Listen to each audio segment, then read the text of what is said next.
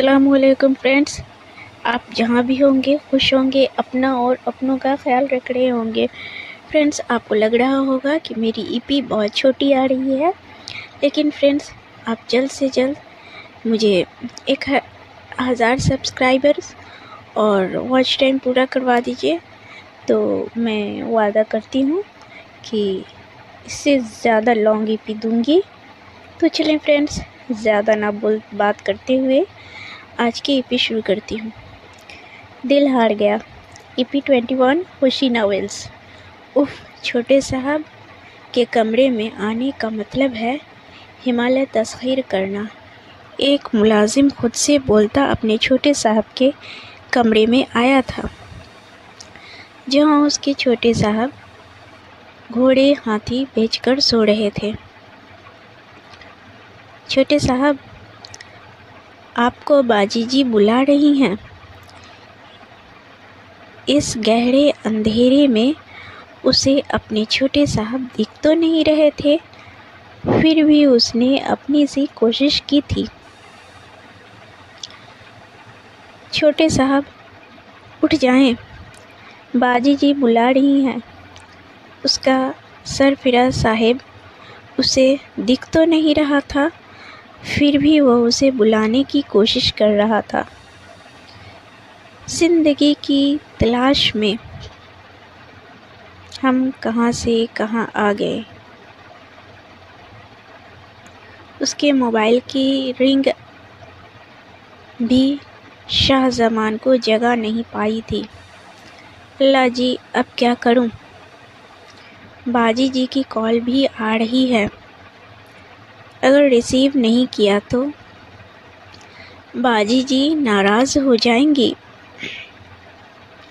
اور صاحب جی اٹھ گئے تو میں اٹھ جاؤں گا دنیا سے۔ وہ اپنی نظریں اوپر کیے بے بسی سے بڑبڑا رہا تھا۔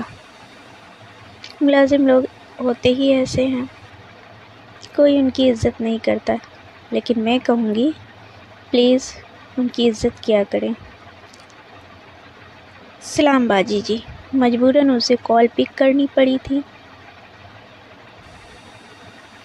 تم لوگ اب تک نیچے کیوں نہیں آئے؟ شاہ زمان کی ماما کی آواز ایئر پیس سے ابھری تھی، جو شاید کافی غصے میں لگ رہی تھیں۔ وہ باجی جی، چھوٹے صاحب سوئے ہوئے ہیں، ملازم ہکلاتے ہوئے بولا۔ تم نے اسے جگایا نہیں؟ شاہ زمان کی ماما بولیں۔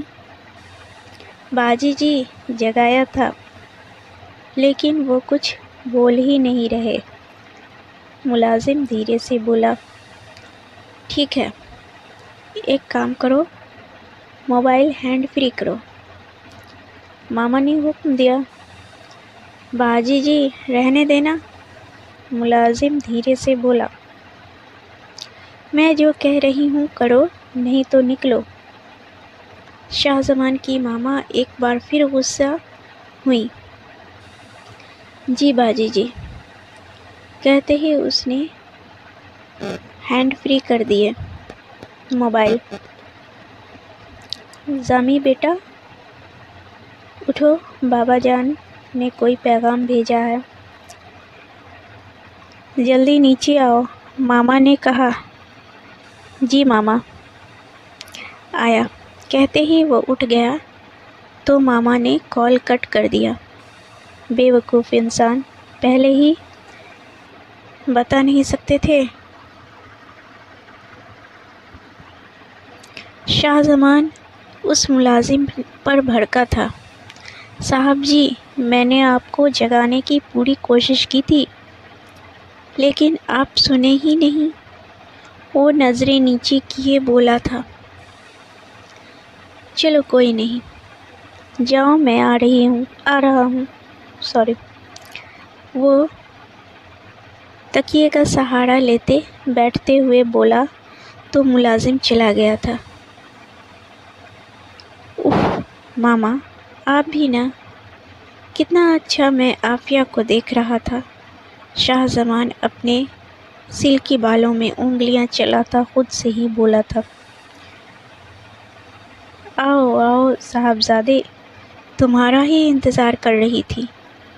शाहजमान की मामा खुश होती बोली, सॉरी मामा, पता आपको काम की वजह से थकन थी, जिस वजह से आँखें ही खुल कर नहीं दे रही थीं। शाहजमान अपनी मामा के गिर्द अपनी बाहों का हार बनाते लाड से कह रहा था, इसलिए कहती हूँ इतने काम न किया करो। अच्छा खासा हमारा बिजनेस है, उसे संभालते इन छोटी छोटी नौकरियों में क्या रखा हुआ है। पर कोई सुने तो ना। मामा थोड़ी नाराज़गी से समझाते हुए बोली, उफ़ो मामा, आप भी बाबा की ज़ुबान बोलने लगी हैं। अब वो भी अपनी माँ के साथ वाली चेयर पर बैठ चुका था। तुम समझ क्यों नहीं रहे? हमारी तुम्हारे अलावा दूसरी औलाद नहीं है जिससे हम अपने ख्वाब पूरे होते देखती रहूं। उसकी मामा थोड़ी उदासी से बोली, चलें छोड़ें इन बातों को, बस आप खुदा से दुआ करें कि आपके बेटे को कामयाबी मिले। वो शरारत से मुस्कुराता बोला, आमीन। मामा दिल की अमीक गहराइयों से बोली, पता नहीं मामू ने उस परिपैकर को कुछ बताया भी होगा कि नहीं। शाहजमान दिल में सोचने लगा था, आज यूनी जाते हुए मुझे अड़हम के यहाँ छोड़ देना। मामा कुछ सोचती हुई बोली, क्यों, कुछ ख़ास है क्या वहाँ?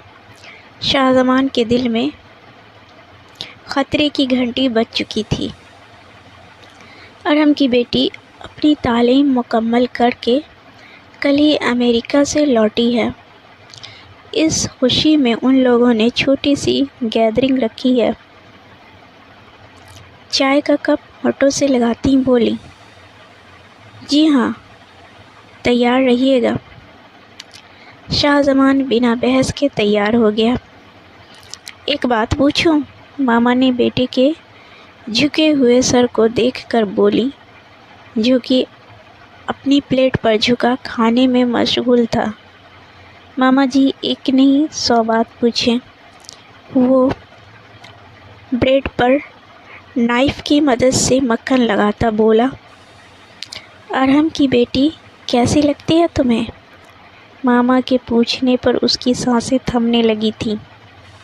अच्छी है, वो खुद को कंपोज करते बोला था, क्योंकि वो समझ चुका था उसकी मामा क्या कहना चाह रही हैं। मैं सोच रही हूँ उसे अपनी बहू बना लाऊं। मामा की बात पर तो वो हिल के ही रह गया था। मामा, ये आप क्या कह रही हैं? मामा, मैं आफिया के अलावा किसी से शादी नहीं कर सकता, ये तो आप भी जानती हैं। उसे एकदम से गुस्सा आया था, जिसे वो दबा गया था। न तो उससे तुम्हारी मंगनी हुई थी और ना ही वो तुम्हारी मनकूहा है। पता नहीं क्यों उसकी